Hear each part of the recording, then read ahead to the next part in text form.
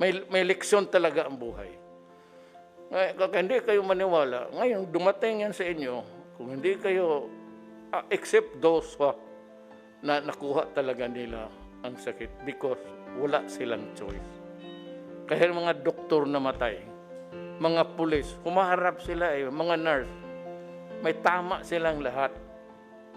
Kaya yan sila ang pinagdadasal ko number 1. Na lahat niyang nasa ospital ngayon, yung lahat na nakipag-ugnayan sa may sakit sa mga bahay-bahay. Lahat ng ating mga kababayan dyan na medyo nakakaangat sa buhay, challenge ko kayo, do something to our fellow countrymen. Let's help our government. Let's help our republic. Wag na kayong batikos ng batikos sa ating gobyerno. Batikos kayo ng batikos, kuda kayo ng kuda. Wala naman kayong ginagawa. Hindi maganda yan. Anong gagawin natin? Kada may gagawin ng Malacanang, kada may gagawin ng gobyerno, kukudaan nyo. Ano na itulong nyo? Yung isa ba sa inyo na nagkukukuda dyan, lumabas ba kayo? Nakita nyo ba? Ipinakita nyo ba na ang sarili nyo lumabas para tulungan yung ating mga mamamayan? Tignan nyo yung mayor ng Maynila, umiiyak na. Si Yorme.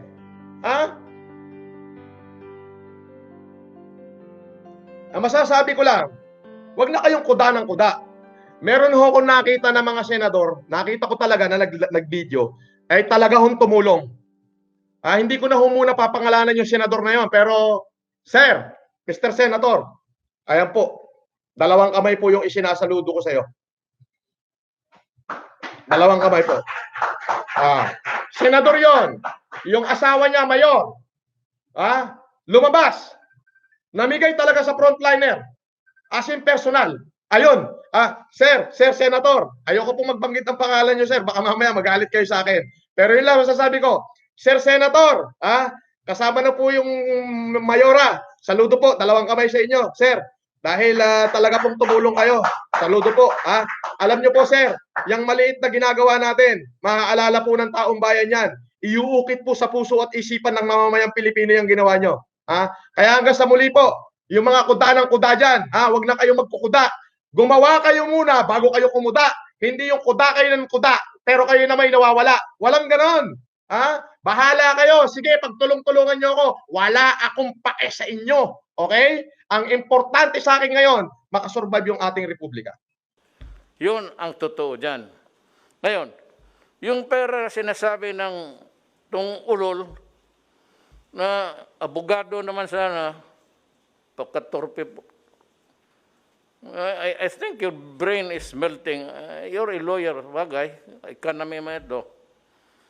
Saan ka nag-aral, ewan ko. Yang pera, yung pinoprogram last year na ngayon, ito yung budget na guide na pera na makakolekta natin. So, ang fiscal year is divided ito, first, second, third, fourth quarter. Ang ginagamit ng natin, yung nakakolekta natin ngayon. Yung sa budget na nakaprogram, baka hindi na matuloy yun dahil sa COVID, nag-ikis ang panahon. So yung may mga project ngayon, baka ilagdag ko yung malalaki pag nagkulang ako sa pera para sa control sa COVID.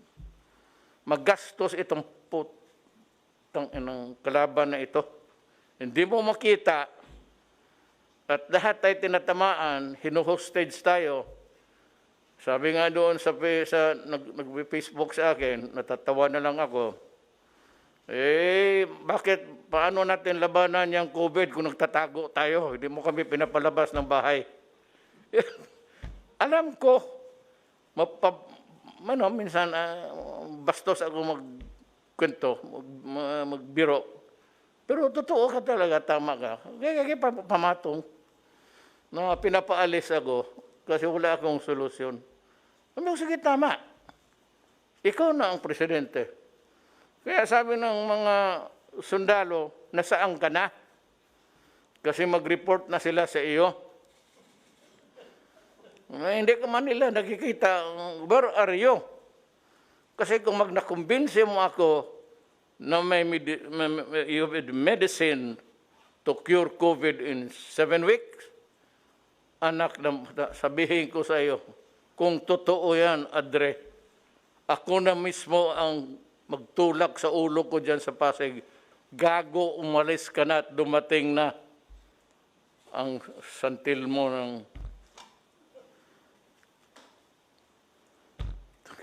Ayan yung what is so exasperating is that we are trying our best.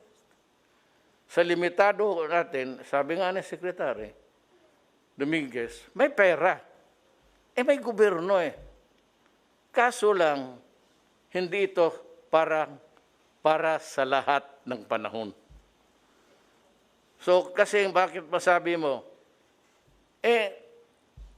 wala tayong kinikita ngayon. Ano yung budget na sinasabi niyang intelligence fund, wala pa yan. Kukolektahin pa yan para sa second quarter at magkolekta para sa third quarter.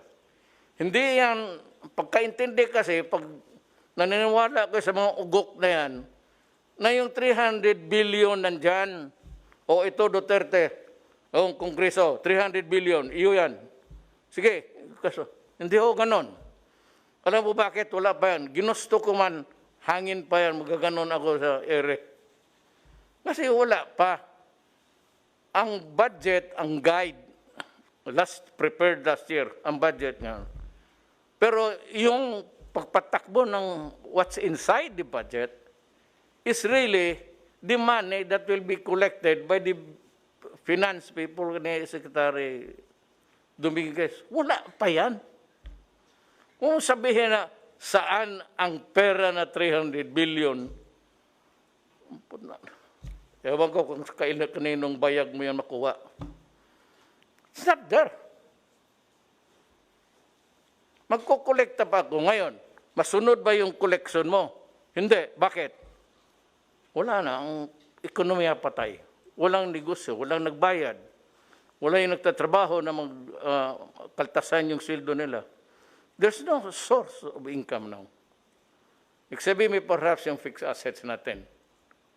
Yung mga lupa, may mga building, yun. Pero aside from that, the big money, ang sabi ko, ang gobyerno hindi nag-iimprenta ng pera yan. Ang gobyerno gagastos lang sang-ayon sa ekonomiya mo. Economy is really yung GDP na sinasabi na dito. It's actually income. At paano kaltasan ang pera mo, ang income mo, sa mga utang mo, dyan kunin. Ang utang mo, GDP.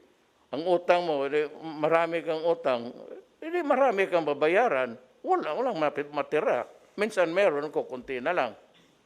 But what is important really is, makinig kayo kasi,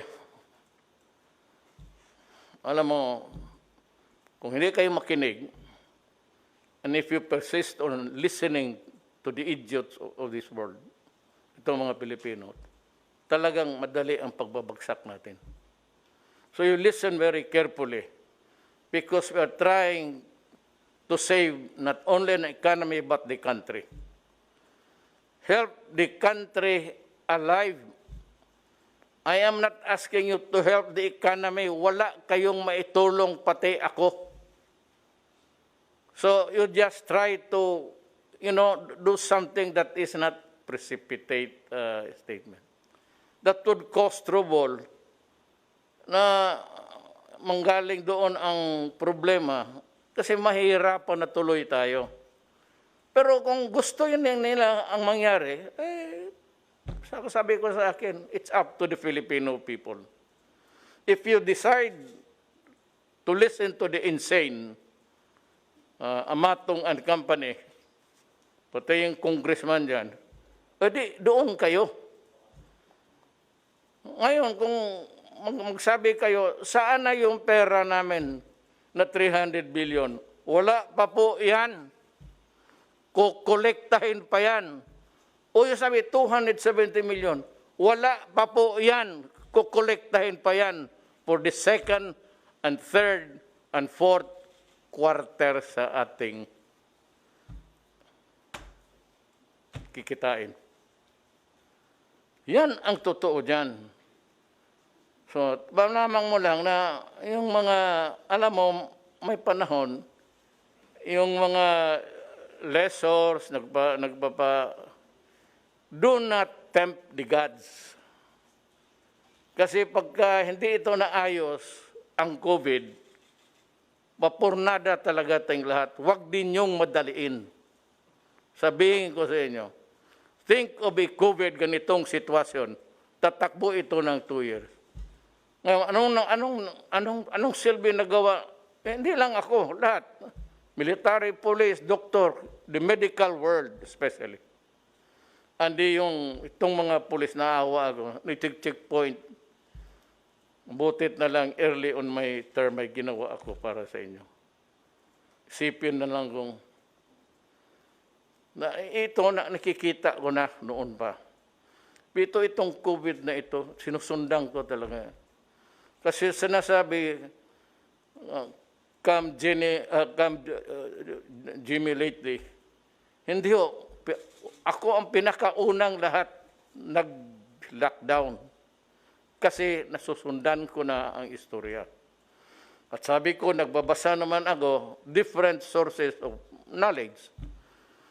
Facebook, everything. Lahat na what I can get my hands on to study the matter because presidente ako. Dumating nga ngayon itong solusyon. Ano ang solusyon? Kaya maghintay kayo, lessors, nagpaparenta. Huwag ninyong madaliin kasi baka wala na tayo o wala ka na magkolekta. You not be even sure if you'd still be around to collect the money.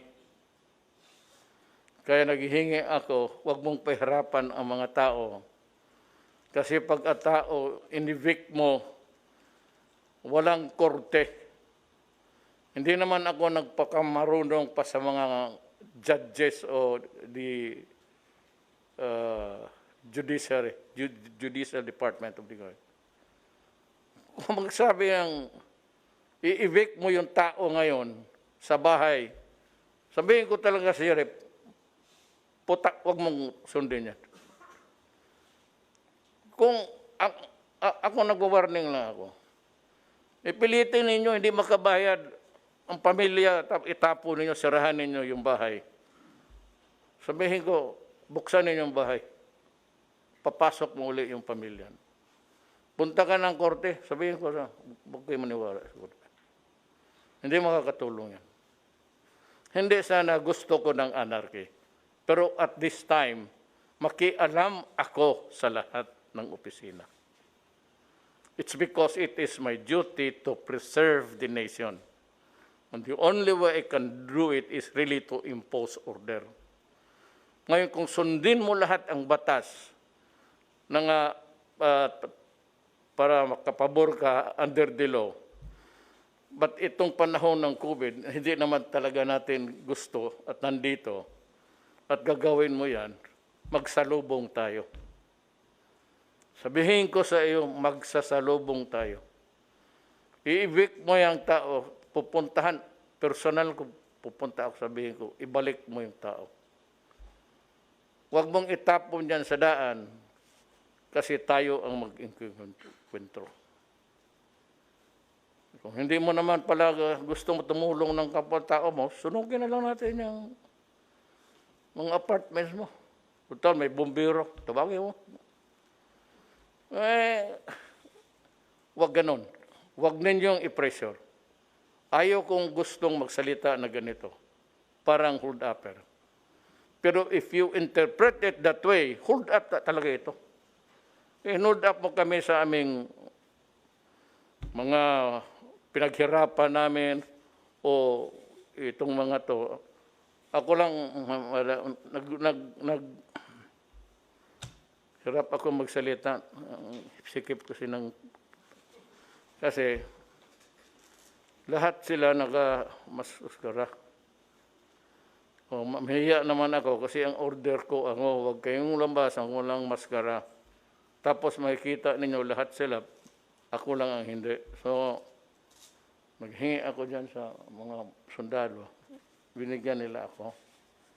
Pero ang binigyan nila yung para sa mataas na ilong. Kaya nahulog kasi wala akong ilong. Hindi naman ako. Saan ba niya bila ito sa Amerika? May ano pa, may parang ano pa dito hangin, mahigop mo. Maliit naman yung butas, let's say, baka labas-pasok ang COVID dito sa mukha ko. Well, anyway, ganon. Nakikiusap ako. Nagmamakaawa ako sa inyo. Huwag ninyong pilitin ang mga tao ngayon. Walang pilitan. Kasi talagang mag-iengkwentro tayo. Hindi talaga ako papayag. Huwag ninyong akong pilitin to go against the law. Because if the law says that you are entitled to this and that, but it will work sa kapwa-tao mo ngayon, biro mo, ipresyo mo, paalisin, ay puta. Sabi ko, maghanap ka ng panahon sa buhay mo. Kung may buhay pa tayong makarating. Alam mo, ulitin ko. COVID, anong sagot? Vaccine. Walang vaccine, COVID stays. Yan ang totoo. Bigay ko sa inyo ang totoo. So, magmaskara tayo kung wala pang vaccine, mga Christmas time, sabay na tayo sa mga hold-upper, pareho na tayo, pareho na lahat. Itong bisa ng mga unggoy. Di, sabay na tayong lahat, hold-upper na tayo. Naiinis ako